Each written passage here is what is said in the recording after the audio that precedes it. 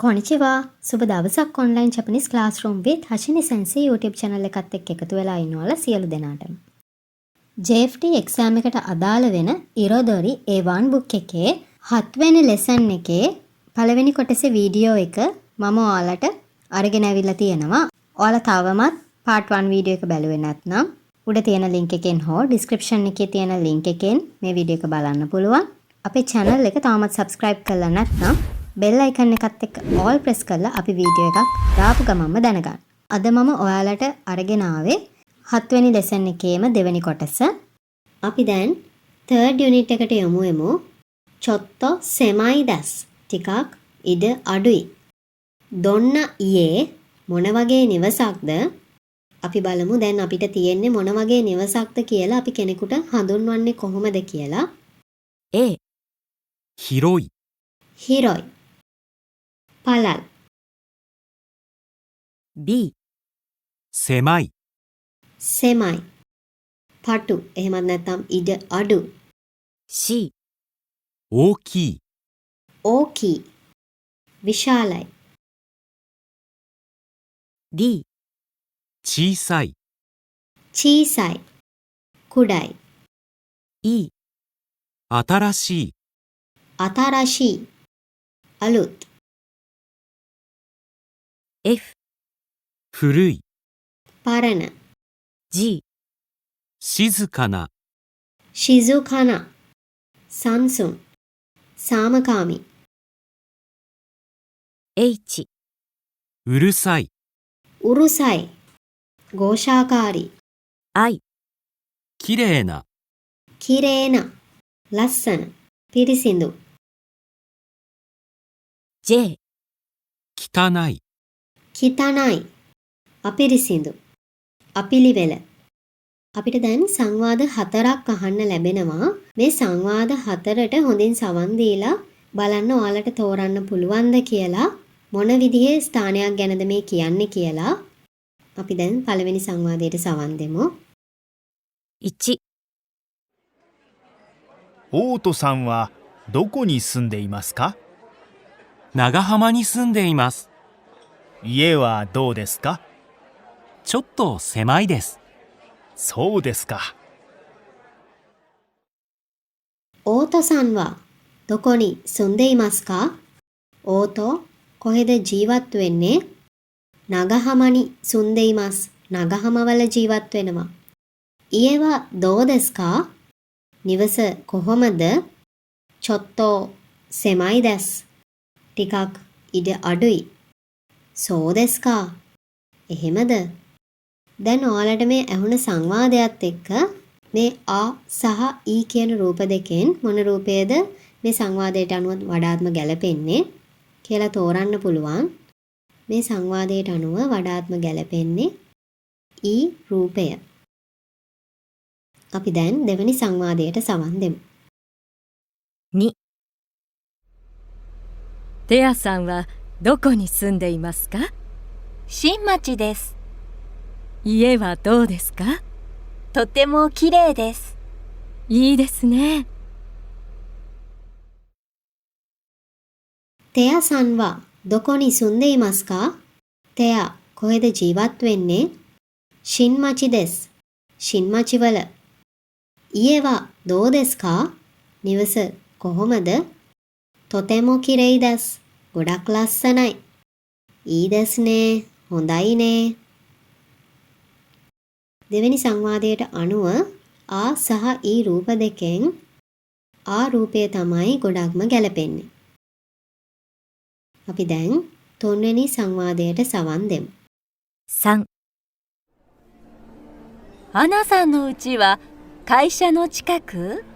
はい、家はどう？静かです。そう。 අනසන්න උචිවා කයිෂනු චිකකු අනගේ ගෙදර සමාගමට ළඟද? හයි ඔව්. ඊයවා දෝ නිවස කොහොමද? ශිසුකාදස්. සංසුන්. එහෙම නැත්නම් සාමකාමී. සෝ එහෙමද? තුන්වෙනි සංවාදයට අදාළ රූපරාමු දෙකෙන් මේ සංවාදයට අනුව වඩාත්ම ගැලපෙන්නේ රූපය. අපි දැන් 4 වෙනි සංවාදයට සවන් දෙමු. 4、ナディムさんの家は南区？はい、家はどちょっと古いです。でも広いです。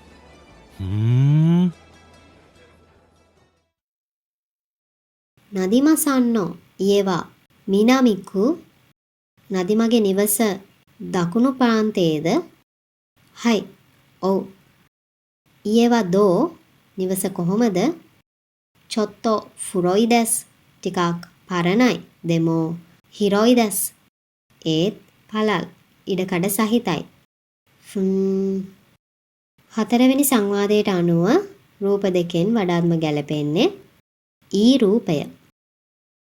අපි දැන් 4th යුනිට් එකට යමු වෙමු. අපාතොනි සුන්දේමස්. apartment එකේ නැත්නම් මහල් නිවාසයක ජීවත් වෙනවා. අපිට මේ යුනිට් එකේදී ජපානයේදී ජීවත් වෙන්න පුළුවන් නිවාස ආකාර 5ක් හඳුන්වලා දෙනවා. අපි බලමු ඒ මොනවද කියලා. අපාතෝ apartment එහෙමත් නැත්නම් මහල් නිවාස කියලා කියන්නේ පොඩි නේවාසික ගොඩනැගිල්ලකට සාමාන්‍යයෙන් apartment එකක තට්ටු 2ක් හෝ 3ක් තිබුණත් ලිෆ්ට් එකක් නැහැ. කාමර ගණනක් පොඩි. apartment මොකුසෝ ඒ කියන්නේ ලී වලින් හදපු ගොඩනැගිලි වෙන්නත් පුළුවන්. මන්ෂොන් කියන ජපන් වචනයෙන් අදහස් කරන්නේ කොන්ක්‍රීට් සහ වාණේ වලින් හදලා තියෙන විශාල නේවාසික ගොඩනැගිල්ලකට. මන්ෂොන් එකක කාමරයක් මිලදීගෙන ජීවත් වෙන්නත් පුළුවන් නැත්නම් කුලියට අරගෙන ජීවත් වෙන්නත් පුළුවන්. පසුගිය කාලය තුල විශේෂයෙන් නාගරික ප්‍රදේශවල මන්ෂොන් බහුලව ඉදි වෙලා තියෙනවා. උස ගොඩනැගිල්ලක් විදිහට ඉදි කළ මන්ෂොන් වලට තවමන් කියලාත් භාවිතා කරනවා. රියෝ කම්පැනි සේවකයන් සඳහා හෝ ශිෂ්‍යයන් සඳහා වන බහු නේවාසික ගොඩනැගිල්ලකට ෂයින් රියෝ වගේම ගකුසේ රියෝ කියලා කියනවා. මේ වගේ රියෝ වල කොෂිත්සු එහෙමත් නැත්නම් වෙන්නුන පුද්ගලික කාමර තියෙනවා. ඒත් වැසිකිළිය, කුස්සිය, නාන කාමරය වගේ පහසුකම් බෙදා ගනිමින් භාවිතා කරන්න ඕනි. පුද්ගලික කාමරයක් නැතුව තනි ඇඳක් විතරක් ලබා දෙන නේවාසිකාගාරත් තියෙනවා. මේ වගේ නේවාසිකාගාරවල යචින් එහෙමත් නැත්නම් කුලිය ඉතාමත් අඩුයි. ෂෙයා හවුස් එක නේවාසික ගොඩනැගිල්ලක කිහිප දෙනෙක් එකතු වෙලා කුලිය ගෙවමින් ජීවත් වෙන ස්ථානය තමයි ෂෙයා හවුස් කියලා කියන්නේ. මේ වගේ චින්තයි ජූතකු ඒ කියන්නේ කුලී නිවසකදී කොෂිත්සු ඒ කියන්නේ තමන්ටම වෙන්නුණු පුද්ගලික කාමරයක් කියෝයෝ සුපේස් ඒ කියන්නේ පොදුවේ භාවිත කරන්න පුළුවන් ඉඩකඩ කියන මේ දෙකම තියෙනවා. අනෙත් පුද්ගලයන් එක්ක නිදහසේ ඉන්න පුළුවන් නිසා මේ වගේ නේවාසිකාගාර විදේශික ශිෂ්‍යයන් අතර ජනප්‍රියයි. ඉක්කොදතේ තදාසන්න හෝ ප්‍රාදේශීය ප්‍රදේශවල විශේෂයෙන්ම තනි නිවසක ජීවත් වෙන පුද්ගලයන් බහුලයි. මේ වගේ නිවාස බොහෝ විට මිලදීගෙන ජීවත් වෙන පුද්ගලයන් ඉන්නවා. තරුණ කාලේ නගර මැද්දේ බහු නේවාසික ගොඩනැගිල්ලක ජීවත් වෙලා විවාහයෙන් පස්සේ පවුල විශාල වුණාම නගරයෙන් පිටත තනි නිවසක් මිලදීගෙන ජීවත් වීම ජපානයේ ජනප්‍රිය ආකෘතියක් වෙලා. කොහොම වුණත් නගර මැද්දේ පහසුකම් වලට ආසන්නව තනි නිවසක ජීවත් වීමේ අවශ්‍යතාව වගේම නගර මැද්දේ කුඩා ඉඩක ඇති තෙමහල් ගොඩනැගිල්ලක තනි නිවසක් මිලදීගෙන ජීවත් වීමත් සුලභයි.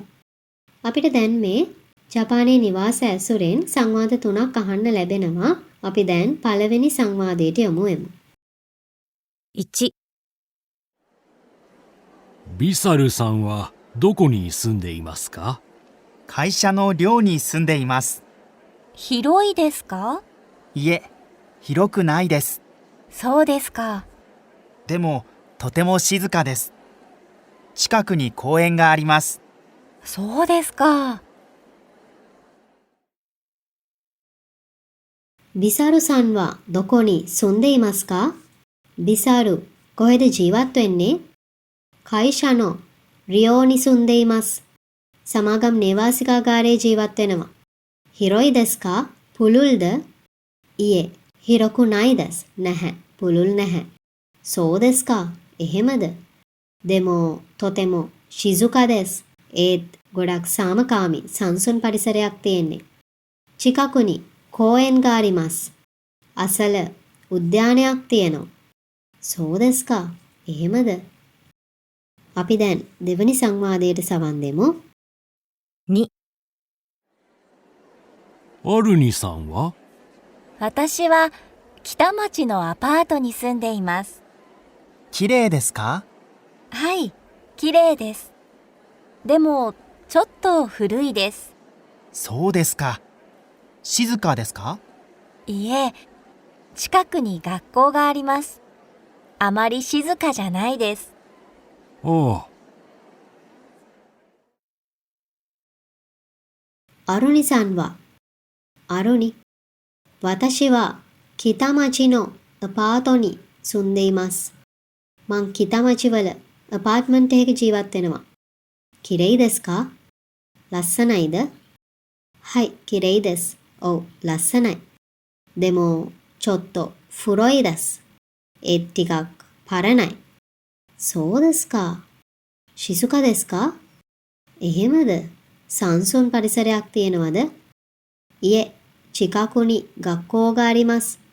නැහැ, අසල පාසලක් තියෙනවා. あまり静かじゃないです. ඒ තරම් සාමකාමී නැහැ. අපි දැන් අද වීඩියෝ එකේ අවසාන සංවාදයට සවන් දෙමු. 3、前田さんはマンションですか？うちは一戸建て。すごいですね。でも大きくないです。そうですか。新しいですか？いえ、新しくないです。とても古いです。そうですか。近くにお寺があります。お寺もとても古いです。へえ。へえ。 前田さんはマンションですか? 前田、マンションඑකකද? うちは一戸建て. තනි නිවසක්. すごいですね. පුදුමයිනේ. でも大きくないです. ඒත් විශාල නැහැ. そうですか. එහෙමද? 新しいですか? අලුත්ද? いえ、新しくないです. නැහැ. අලුත් නැහැ. とても古いです. ගොඩක් පරණයි. そうですか. එහෙමද? 近くにお寺があります. අසල පන්සලක් තියෙනවා. お寺もとても古いです. පන්සලත් ගොඩක් පරණයි. හේ. වීඩියෝ එකෙන් ඔයාලට අරගෙන ආව සංවාද ඔයාලට හොඳින් පැහැදිලි වෙන්න ඇති කියලා හිතනවා. මේ වීඩියෝ එක ඔයාලට වැදගත් වුණා නම් තවත් ජපන් භාෂාව ඉගෙන ගන්න යාළුවොත් එක්ක මේ වීඩියෝ එක ෂෙයා කරගන්න අමතක කරන්න එපා. අපි තවත් අලුත් වීඩියෝ එකකින් ආයෙත් මුණ ගැහෙමු. じゃあまた会いましょう。さよなら。